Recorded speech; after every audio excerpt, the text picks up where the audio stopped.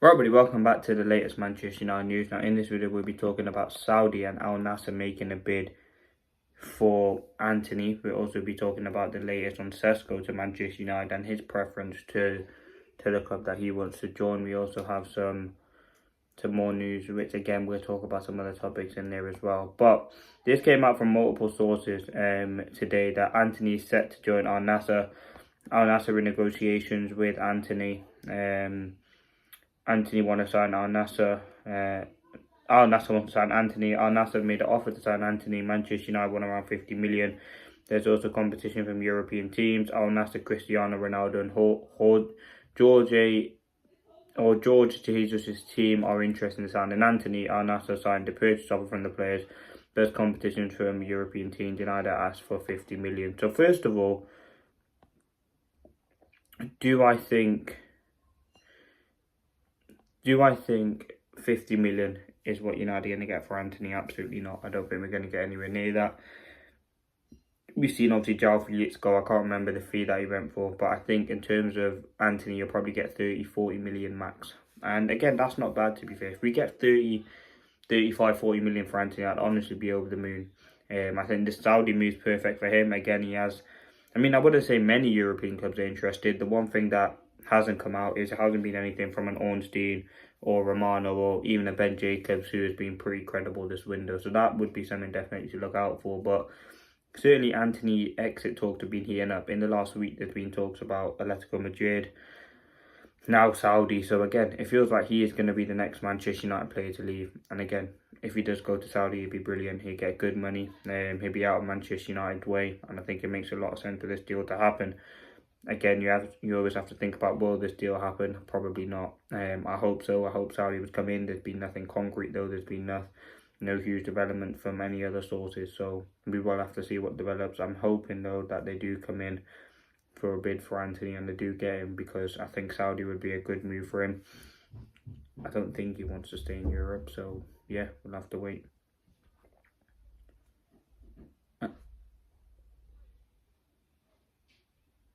and see what happens with him. But do I think he'll stay at United? I don't think so. He won't be in the pre-season tour. We've seen Amorim say he will bring back players if the price is not met for them. So obviously United have a price in mind. I believe it's probably going to be in the region of 25-40 million. So if United get that, I think he will leave. But let's see if Saudi do go in and put a bid, with Al Nassr being the most interested. Now the next thing, Newcastle preparing a big contract offer for Sesko and are ready to approach Leipzig formally.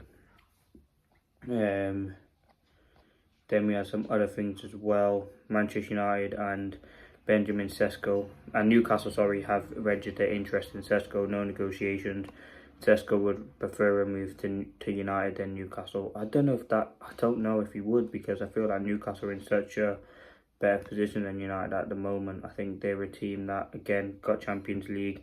If Isak is to leave, I think they go full steam ahead for Sesko. Again, if United want to get Sesko in, which again would not be my first choice, but if they do want to get him in, they're going to have to act quickly. I think soon as Isak goes, where it's looking like he is going to go, I think they just go straight in for him and will buy him immediately, because they will have money that they're going to get if Isak goes over 100 million anyway. So money won't be the issue for them. And obviously Liverpool took Ekitike, they probably take Isak off them as well. But the fact that Sesko wants to join Manchester United, that's always a good thing. I think we've seen it with Cunha and Bremo. They are actually players that want to be at Manchester United, and players who again don't really want to be at any other club. So let's see what happens. I think Sesko certainly is an interesting player. Again, he's having interest from lots of clubs. Again, the strike situation has kind of mellowed down a little bit. But again, I think the strike situation is one that needs to heat up. We're in desperate need of a striker. We need goals. I think we've seen it so far in the pre-season games. Like Højlund, again, he had a decent game against West Ham, but it wasn't good enough. And I think we need to bring one in. Chido's still a young player. I think Xerxes will probably be utilised as a striker more often. But what I do see happening as well, and I think for multiple reasons. One, to kind of, if we don't sign a striker, so to kind of solve that problem, but also to fit players into the team. I think you will see games where you play Cunha and Mbeumo as two strikers with Bruno in behind. I do think that could be a way, or definitely like Cunha and Bruno as the 10s and Mbeumo as the 9, or Mbeumo and Bruno and Cunha and Mbeumo and Bruno, then you play Cunha through the middle or Mbeumo through the middle. That's what I think will happen anyway. But listen, let's see what does happen. As I said, let's quickly talk about the game that happened and what's going on the next couple of days. So listen, the game against West Ham, it was a decent game. As I said, there were some good performances. I think it was a decent game. Ultimately, United got the job done. 3 points in a game, which again doesn't really mean much. It's good for fitness. And then there's some eye-opening things. I think Bruno did a good job. Cunha, Mainu, Ugarte, there were some good performances in there. Yoro, Heaven, Dorgu. So again, the team's looking very, very sharp. I was happy with the game, happy with the performance. Obviously, in terms of the next week now, so obviously we played West Ham today in the early hours. Shout out to everyone who stayed up to watch it in the UK,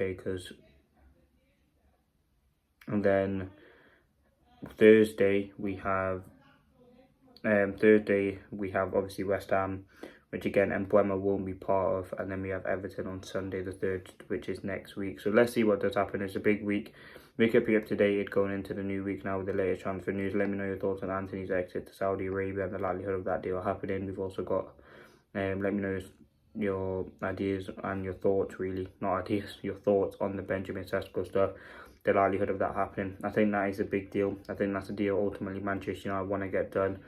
I think with the player being 22 years old, the relationship obviously United, or rather Ravel, has with Sesko, could that play a part into it? But yeah, we'll have to see how that develops. But let me know your thoughts. That has been the latest news update. Stay tuned. Obviously, we did the 5 things that we learned. We did the match reaction earlier on today for the game against from the game against West Ham, so that's already out. And again, this is just your little news update. So yeah, thanks for watching.